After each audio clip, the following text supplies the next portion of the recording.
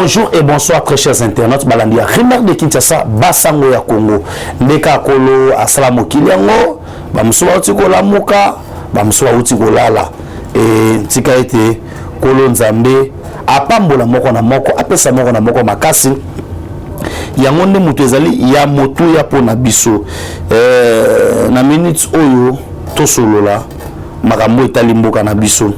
Parce que on comprendre que non ebele bakoko cha munoko ebele bakoko ganga mais la République démocratique du Congo talaka mboka na biso vu que l'éto sa émission ya rofanda moi choc moi lokolo ezo sala on a hôtel mezate bo mesana ngapelelo ya kofanda na émission mukona lioso ya sala bino mabe bolimbisa. Je vais parler l'été faut récupérer biloko na ye. L'été faut récupérer biloko na ye. Bateau pour aboto bango biloko, il faut pas récupérer biloko na bango. To ko ndimate que famille mo auto yebi en 1998 97 tant Moselle Laurent des Kabila continue to yebi bino soit disant bateau bana na ye bo garder biloko surtout il y a bateau na oboboto laki. Non, moi je pense que l'état de droit les allés applicable na bateau nyonso. Tout le monde a censé que tout ça autobengi état de droit. Élection 2023, le sombre scénario des Nations Unies. Nations Unies a sali moi banquette na ye, sombre mbotali ba élection. Tout temps nango aw. Quand on a émission oyo, bon monde d'aba matuza oyo, resa zali d'après pour na couper sa biso d'ici faire mois oyo. Bon mon on na bilili babiloko ko ya bon meka yeba yango Obasanjo ancien président Nigeria afetaka asotaka na otobengi Laurent Kunda Batoire ayaka facilitateur na 2019 tant Fatia du pouvoir. En 2020, Obasanjo ayaka. Et vous savez que ça a voulu coûter la vie à Moya Mokonza Mboka. Carte nini ezaka obetam. Obetam asonangwa. Nous allons parler kana kati yemission mukona lelo. À quoi joue Vital Kamerhe? Obetam masolo mingi mingi wana. Mais ce qu'on sepeli na émission oyo nengezo leka, on va dire merci à Dieu, mais aussi on va faire un clin d'œil spécial. Na moto azo filmer biso yemo azo monter mon frère ainsi to Zambe apambola to bandi émission Nations Unies a tué trois types de scénarios à imaginer. Azo imaginer que glissement est au salima. Glissement pour nanine. Selon Nations Unies, rapport na zanango à Nations Unies, aux anango besoin plus de 143 9 70 40 89 57. Autant na yomoko. Nations Unies ezanango kaka eza 5 pages. Nations Unies azo imaginer que élection na RDC ezali na trois choses au Salem. 1. Azobangela glissement. 2. Non financement complet. Yaba élection wana. Et Yasuka azako imaginer risque de poursuite. Risque oyo ya bato barosi mamindu qui signe pas élection. Ba imaginer trois scénarios wana. Ezanga muna ko makambote. Vous allez lire ça, bato bazanango personne. Pour comprendre les trois scénarios, ba tchendingeni. Barobi risque à glissement pourquoi? Na moment oyo Congo azana bitumba na Rwanda. Et là bato ba ko lo baté. Congo azana bitumba oui na Rwanda. Oui na répétant Congo azana bitumba na Rwanda. Comme Congo azana bitumba na Rwanda. Ceux qui province moko Tomi Balé, Tomi Sato. Ezali na état de siège. Tokoki ko sala ba élection te kotika bandeko wana kati état de siège. Ce qui fait que bandeko ba Olanda biso il y a risque. Pourquoi? Parce que ce ne sont pas des groupes rebelles, mais c'est une agression. Or, automatiquement, n'a pas y a l'État congolais payé. Tant que moneka que ba agresser biso, il fallait mo konza mboka. Toke nimbala moko na auto bengi ko senga na parlement, to senga guerre officielle na Rwanda. Mais moi ko senga guerre officielle na Rwanda ezalité parce que les Rwanda aza pays mukie. Les Kabiso, Mazali bien équipé. Yango Moni, Monisco, quand on appelle ça rapport dans Liboso, il a dit M23 ne combat pas comme tout groupe rebelle parce qu'ils ont des matériels sophistiqués de dernier cri. Ils ont même banini ou ya lunettes nocturnes, infrarouge, ou balataka na bitumba ya butu. Mais bazali groupe rebelle. Bazo se retrouver nini na ba appareil sophistiqué ya kubunda nango. Or banani yango ba puyaka bango ezali le Rwanda.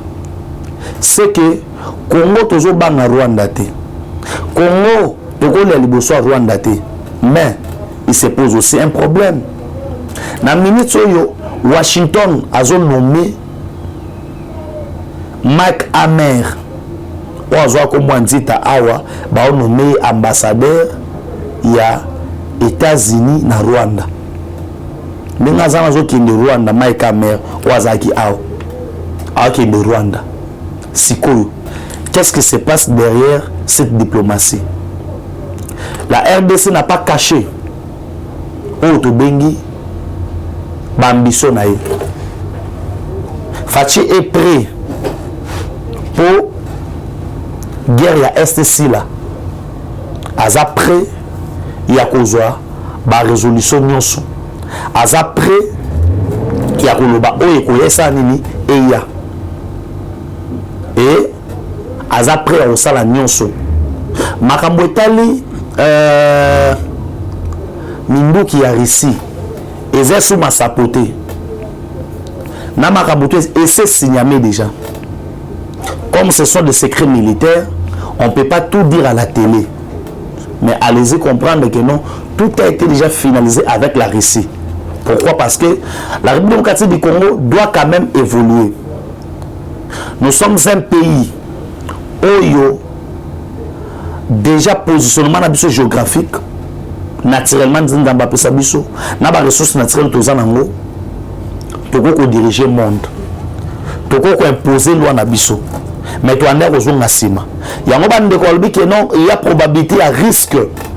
Il y a glissement parce que il y a glissement oyo et il y a volontairement que Mokonza Mboka créé yango.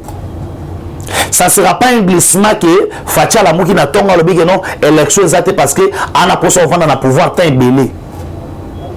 Et il y a glissement parce que azana posa au sa élection te. Tout va bloquer Seigneur sur sa élection. Mais il y a glissement normal pour région est où ils allaient représenter aussi une grande partie électorale. Tout que de jamais na élection tout ce qui a biso na ba voter té on est allé ngaité on est allé Nations Unies et selon bango bazo prévoir que ce qui situation sécuritaire na est de la République et où les cas ndenge zo boye et les autres qui boye on peut s'attendre à l'élection au moins na début janvier 2025 voilà bango de balobi bongo. Hein? On a un rapport il y a Oni Balobi on s'attendre na autobengi élection na banini na janvier 2025 Balobi les consultants de PNID font le constat qu'un glissement du calendrier et un scénario désormais probable pour cause en que sont les différentes opérations nécessaires à la tenue du scrutin. Les experts estiment qu'il faudrait environ 640 jours à compter de la promulgation de la nouvelle loi électorale.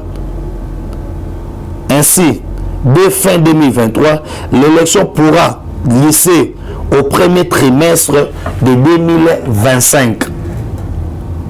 Soka mama groupe armés au Kimena Est Ezali et dans le comité, nous avons ce risque-là.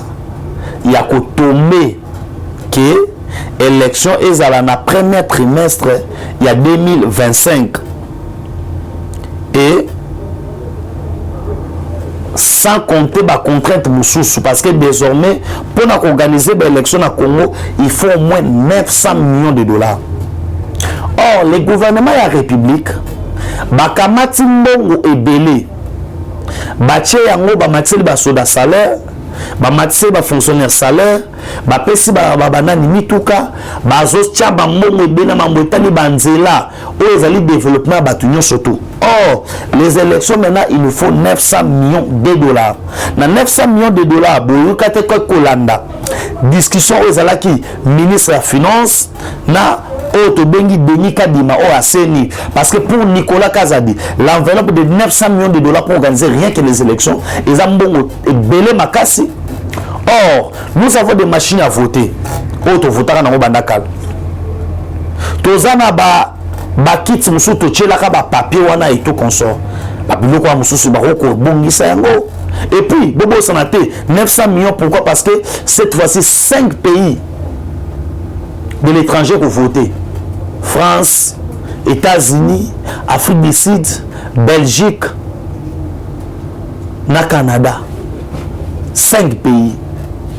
Et nous avons aussi besoin que Bandokona Biso, Oyo, Bazali, Ko, Kendina Makambuana, Ba, Sala Yango. Yango na masolonga na tangi ao. Et sengeli to fanda na bino to yeba solete. Na minutes oyo bokangami ya Kabila et comme priorité. Pourquoi?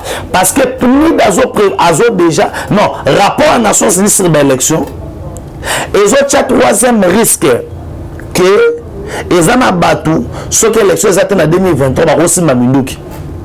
Yoka siko. Dans ces conditions, 3 scénarios semblables de dégager aux yeux des experts de PNID jugent les moins conflictuels. Le premier verra le Front commun pour le Congo, l'FCC en sigle de Joseph Kabila, s'entendre avec la majorité actuelle pour garantir sa présence au sein de ces 2 chambres du Parlement ainsi qu'une sorte de protection juridique pour la famille biologique de Kabila et ses lieutenants en échange de s'abstenir de perturber le cycle électoral. Balobi soto comme na suka wana bango bazo projeté que soto comme na suka mandat oyo et que s'il n'y a pas élection et que ça là que Kabila na batunaye ba ko senga protection pa ya fachi bakota ezala roi moi dialogue mobo balobi Tshisekedi sera rigoureux pour na kolobaki a osali la bramwana ba dialogue té.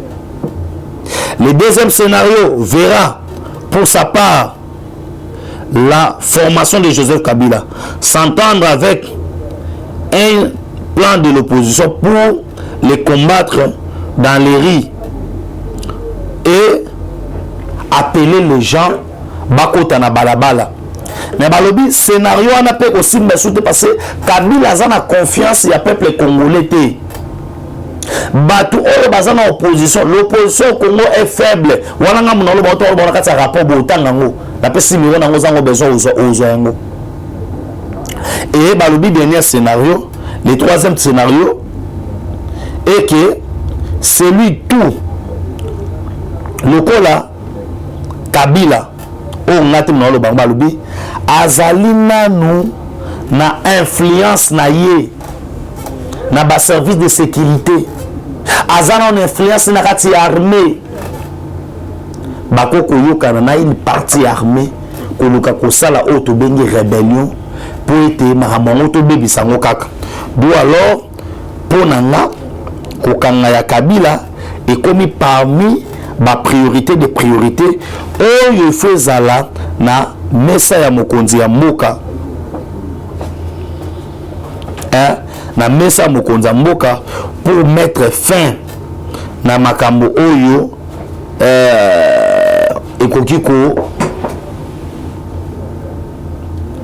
ekoko mi abiso na passe yango awa je tire une sonnette d'alarme kolobake il est grand temps va prendre toutes les précautions que kobanda oto bengi mokolo ya lelo baluka de tous les moyens. C'est pas parce que naïna Kabila mais va maîtriser Kabila, va bloquer parce que ça va de l'intérêt de tout le monde. Pour dire quoi? Pour dire que Kabila demeure Otobengi danger permanent. Kabila danger permanent pour na Mboka na biso. Ce que moi je peux demander pour l'instant, c'est faire en sorte que on puisse créer des mécanismes. On ne peut pas koti kalelo makambo tozo mona. Na koti na dossier oyo ya Russie. La Russie asa yoka na biso. La Russie est accélérée ba processus na biso pour ba doter biso na force. Moi je ne compte pas d'abord la force régionale. Moi j'aime ne balobage pas français, la charité bien ordonnée commence par soi-même. O biso tozanango ezanini. O biso tokoko pesa ezali nini, et à partir ya wana ne tokoyeba force na biso par rapport ya ennemi oyo azali kobundisa biso. Nous avons un seul ennemi qui est le Rwanda, et le Rwanda a la force parce que il a l'armement oyo ba américain ba pesio de deux azali na ba infiltré na ye au niveau ya armée congolaise. Ne biso to sala effort anazo sabino fin du mois aussi la té bala sabino photo wana et au monde bino moko ba jara ba hélicoptère ozoya pour tout si la nana bango. Qui veut la paix prépare la guerre. Le quoi bolbi la guerre est commencée biso to zoagi position il faut tout bande affaire de déguerpissement. Jouer Kabila plus Mwabilu a exécuté la décision prise par Kokonyang. Jouer Kabila, le frère cadet de l'ancien président Joseph Kabila, a été déguerpi ces 23 de ses bureaux privés de la Gombe dans la capitale congolaise. Ses avocats ont jugé illégal la procédure ayant conduit au déguerpissement de ces derniers sur l'avenue Likasi numéro 2. À en croire ces derniers avocats, ce déguerpissement est illégal car aucun soubassement sans titre ni jugement pendant tout cas on a beaucoup sebo. Zoé azana ajini. Zoé Kabila azana ajini. Ce que bâti trop bazo brandir bateau. Zoé sombara lupango ngo et pas yanani. Mais ce que yo awa soit pour le baissou que non acharnement contre famille à Joseph Kabila parce que à Nazo Sabino qu'est-ce qui se passe na niveau kaka Yangalema, après Zoé Kabila, c'est le tour de Jeannette Kabila, toujours à faire des concessions classées au numéro 2861 du plan cadastral de la commune de Ngalema. L'ancien vice-président du Sénat, Mario Philippe Kados Losemba, attaque à son tour Jeannette Kabila à la justice. Et ça est très important. Et ça très important, pourquoi? Parce que famille Oyo ya Batoumi Satou, ils ont eu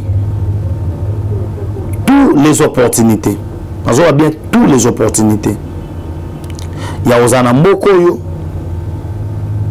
il y a ko Sala Obalingi na Mokoyo, mais Soukanango, Balanene ko boto la biloko bato. Tango bino bo mitie na mambo boto la biloko bato. Tango bino bo mitie na makambu ya kozo bandaku ya bato. Et vous avez suffisamment d'argent. Nana ebite ke Congo mobimba oyo famille à 3 personnes bazo biso en otage. Na ebia ngote. Et ceux qui ne l'ont pas récupérer biloko oyo ezaki ya bato et Borobengango que ils allaient acharnement, non. Non, il faut tout yeba. Que makamune za ko kende, ils allaient yangote. Makamune za li ko kende, ba Congolais bazali ko sepela parce que eloko ya mutu tango zwaki yango Jeannette Kabila zongisa. Zoé Kabila zongisa.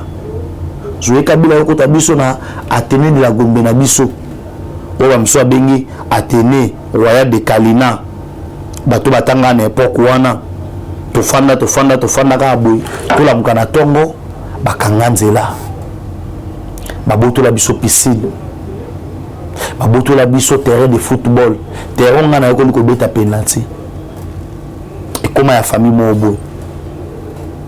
Nana tekela ka Zoé Athénée de la Gombe. Nani Zoé kenda plus loin. Bakata na parti ndambu ya Athénée.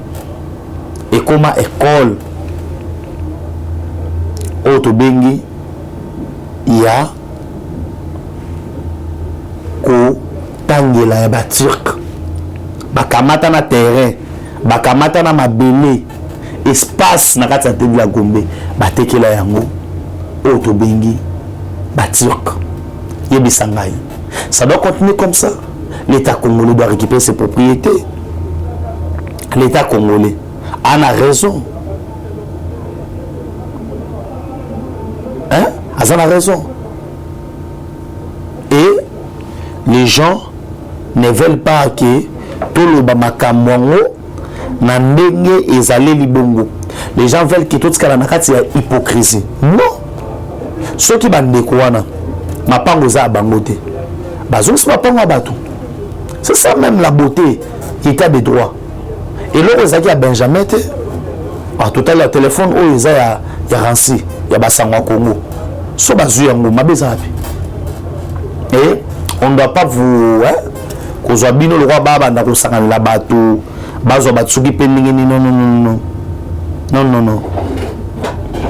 Bazo batsugi pending nini, et ça bon côté. Et aujourd'hui,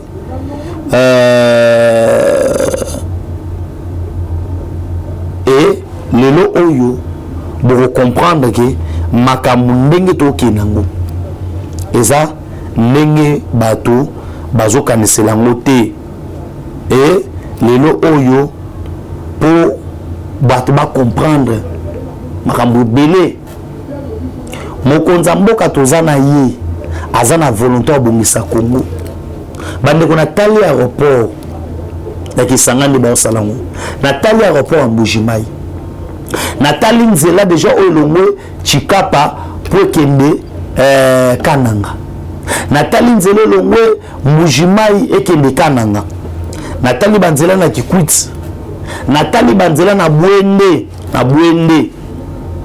Makadam ekoti baezina mai kotoyo Fachi c'est un don de Dieu. Fachaza les Kabon Zamba Pessibiso. Où les Congolais, on doit se réunir. Bato ando gangue belé. Mokonzambo Kaboya nationalité belge. Les Belges se sont montrés très méchants de refuser la nationalité au fils du plus grand opposant de l'histoire, la RDC, alors que c'était ses frères n'ont pas assez souffert pour avoir une autre nationalité. Mokonzambo Kaboya Kokoma belge. Ba proposaye alingaka a gardé nationalité oyo ya pasi et lelo oyo moto akoganga oyo akokosala makelele aza na ete et na lolenge toke na makambo il reste le seul oyo ayibi côté nyoke na Congo. Faisons à Fachi confiance parce que ayibi côté nyoke na Congo. To soutenir yé pour sans yé maratro. Sans yé to telengana. Nous aurons beaucoup de difficultés. Et nous aurons beaucoup de problèmes. Dans mboka na biso. Pour na lelo ndina esaki bino tozo kende na makambo. Malembe. Et awa nazo sabino il y a quelque chose qui se prépare. Au monde de Monisco, Azaro Kene malembe. Et ndenge to kende nango ezapo to na posa mboka na biso makambo na biso ekende liboso. To komi na soka émission mkona ilo so sepe nango bopesi ndeko Ransi merci. Nana bino na sabino oza posa somba lupango na yo 20 mètres sur 20 na $2000 payable la batranche au Betika numéro au plus 243 9 70 40 89 57 plus 243 9 70 40 89 57 soit au komelinga na Facebook Benjamin Mwanasuka, Instagram Benjamin Mwanasuka, Twitter Benjamin Mwanasuka, TikTok Benjamin Mwanasuka. Tout ça c'est pour que tous à la bomoko Congo na motema makambo ekende liboso. On peut na ça mabele pour na osala ba bilanga 1 hectare ezali 2 hectares ezali 10 hectares et ko dépendre na otia d'autres projets au ko soumettre pa na biso. Nous sommes là pour tout travailler ensemble. Ceux qui collent sur zonité de côté mko lobby pe na lobby na bino. Ciao. Eshima, votre magazine qui bat au rythme de l'actualité. Une réponse à vos besoins en information, un éclairage dans divers domaines. Impartial, documenté, instructif. Eshima au cœur de l'info. Dans la nouvelle édition, Eshima Magazine présente dans ses colonnes les réalisations d'un ministre du numérique, pionnier de son portefeuille. À la une, Eberhard Kolongele engagé à matérialiser la vision du président Tshisekedi dans le secteur du numérique. Dans le souci de faire du numérique congolais un levier d'intégration, de bonne gouvernance, de croissance économique et de progrès social, une vision du chef de l'État, Félix Tshisekedi, consignée dans le plan national du numérique à l'horizon 2025. Le ministre du numérique, Eberhard Kolongele, a mis les bouchées doubles pour sa première année passée à la tête de ce portefeuille. Un bilan dressé en 9 points, parmi lesquels la mise en place d'un cadre juridique du secteur dénommé Code du numérique. Dans une interview exclusive accordée à Eshima Magazine, l'ancien directeur du cabinet intérimaire du président de la République revient sur la mission principale dévolue à son ministère et comment il est arrivé à l'élaboration de la feuille de route du programme de transformation numérique de la RDC. Autre titre à découvrir, mobilisation de recettes, DGI, Barnabé Mwakadi, 2 ans de pic inédit. Le 16 juin 2022, le directeur général des impôts Barnabé Mwakadi Mwamba a totalisé 2 ans à la tête de la DGI. Sous sa direction, la mobilisation de recettes a atteint des pics jamais réalisés pendant les 24 derniers mois. Une courbe ascendante quasi permanente malgré le contexte difficile lié notamment à la pandémie de Covid-19. Autre performance à découvrir dans Eshima, c'est le 2 ans d'une lutte sans merci engagée par l'IGF contre le détournement des deniers publics. Découvrez un résumé des actions menées par l'équipe de Jules Alingueté et Victor Batoubenga ces 2 dernières années, conformément à la vision du président de la République, Félix-Antoine Tshisekedi. Ce qui a conduit à la réduction sensible des détournements en masse opérés par les prédateurs des finances de l'État. À lire également, élection 2023, Denis Kadima va corriger les erreurs du passé. À 1 année et demie des nouveaux scrutins en République démocratique du Congo, l'équipe de la CENI dirigée par Denis Kadima s'emploie à perfectionner les opérations électorales afin de corriger les erreurs du passé et changer l'image de cette institution. Eshima Magazine, un nouveau standard d'information.